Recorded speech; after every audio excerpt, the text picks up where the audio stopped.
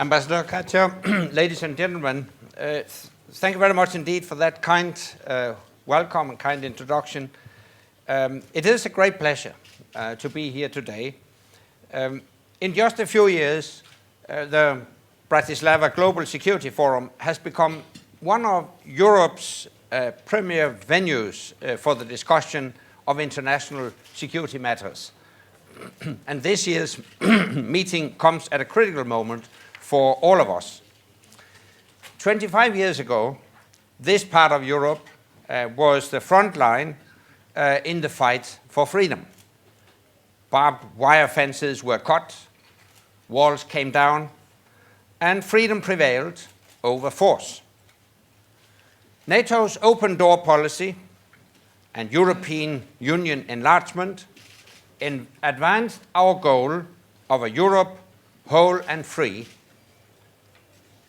not by threats, coercion, or the use of force, but by the choice of sovereign nations and free people. By free choice, not by force, we erased the deep dividing lines across our continent. And by free choice, not by force, we relegated so-called spheres of influence to the history books. Russia, too, subscribed to these principles, that each country has an inherent right to choose or change its security arrangements, and that no state has the right to consider another as its sphere of influence. These are clear commitments made by all the members of the Organization for Security and Cooperation in Europe 15 years ago in the Charter for European Security. And they are also enshrined in the United Nations Charter, the Helsinki Final Act, and the NATO-Russia Founding Act. So what we see now in Ukraine is a blatant breach of the fundamentals of European security. It is a dangerous attempt to turn back the clock, to draw new dividing lines, and rewrite the rule book.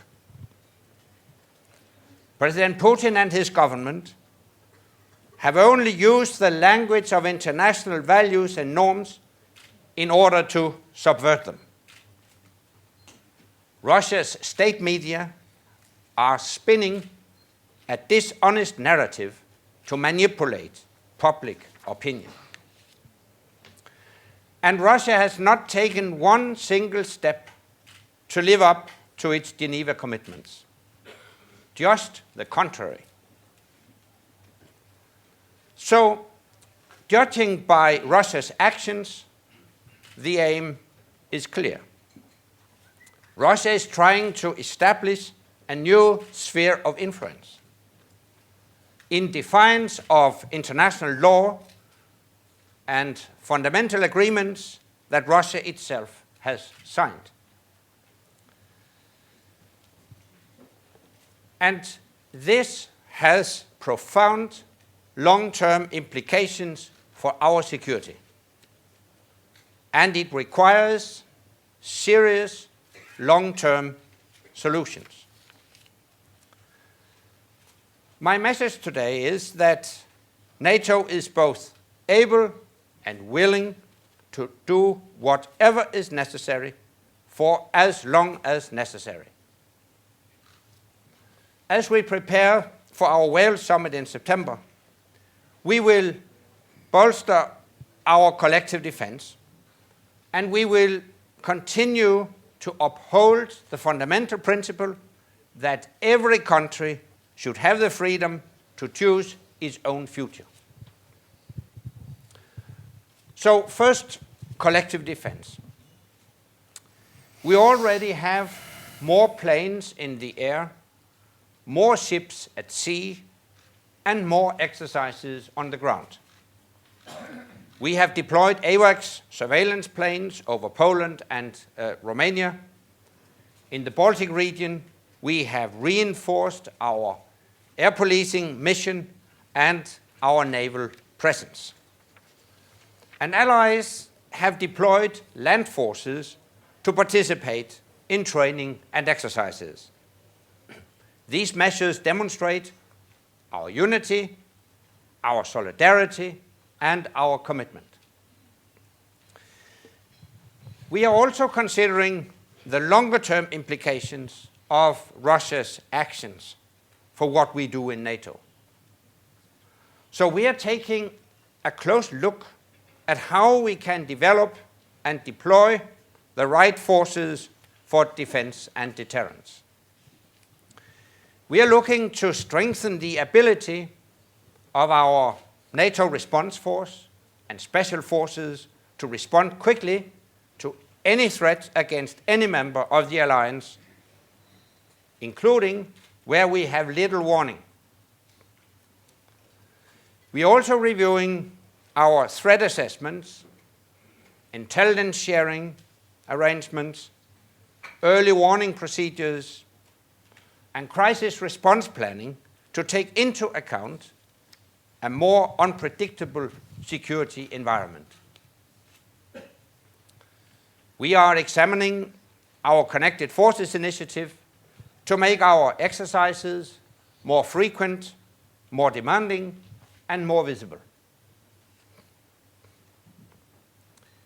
These are some of the strands of a readiness action plan that we are considering at the moment.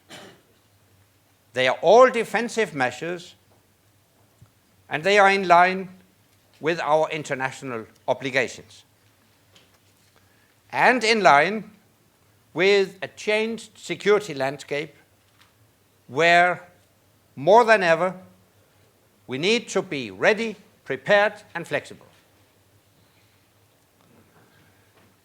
Of course, to have credible defense and deterrence, we need credible capabilities. And credible capabilities come at a cost. And this is my second point. Let's look at the figures. Russian defense spending has grown by more than 10% in real terms each year over the past 5 years. More than 10% each year. And according to some forecasts, that rate of growth could increase in the coming years. By contrast, several European NATO countries have cut their defense spending by more than 20% over the same period. Yes, some allies have even cut by more than 40%. And the cuts have been particularly deep here in Central and Eastern Europe. This is unsustainable. Now is the time to stop the cuts and start reversing the trend. We have a NATO target of 2% of GDP to be spent on defense. We need to gradually increase our defense budgets to reach that level. We must spend more on what we need, less on personnel, and more on equipment, skills, and training, so that our forces are more flexible, more deployable, and more ready. Some allies, like Estonia, are already setting a good example. Poland is very close to the 2% benchmark and modernizing its forces, while Latvia, Lithuania, and Romania have announced that they too will gradually invest more in defense. We must also bridge the gaps in our military capabilities. This means we need to stimulate further involvement in our multinational smart defense projects and also closer regional cooperation. The Visegrad countries continue to demonstrate that this is a pragmatic way to build greater security together, and in a way that makes both NATO and the European Union stronger. Multinational cooperation can help in multiplying individual efforts. But ultimately, credible defense and deterrence requires credible investment. And if there was ever any doubt in our capitals that defense matters, the Ukraine crisis has surely removed it. And now my third point. In the face of Russia's aggression, we must uphold the principle that every country should have the right to choose its own future, including its relationship with our alliance. Because that freedom is fundamental to our vision for a Europe whole, free, and at peace. There is a very good reason why security and stability spread across this continent in the wake of the Cold War, without coercion, without annexations, without interference and illegal referenda. It is not because NATO and the European Union pushed to expand, but because this country and many others were attracted by the values and principles of our Euro-Atlantic institutions. You had the sovereign right to choose. You had the freedom to choose, and your choice was Europe and Euro-Atlantic integration. We must and we will remain committed to our positive vision for Europe.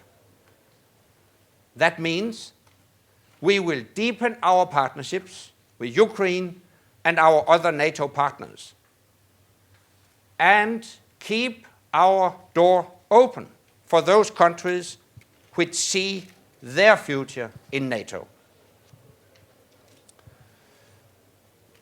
Ladies and gentlemen,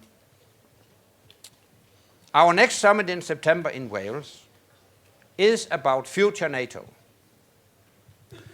As we prepare for the summit, we stand ready to take all necessary measures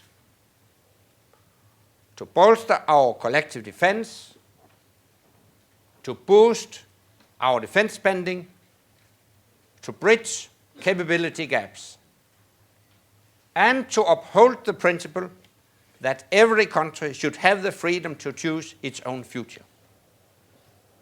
Freedom is the foundation of our democracy and our prosperity. And it is the foundation of the Europe we have built with such effort since the end of the Cold War, a continent where every country remains free to make its own choices. NATO will continue to stand up for our freedom and for our security. Thank you.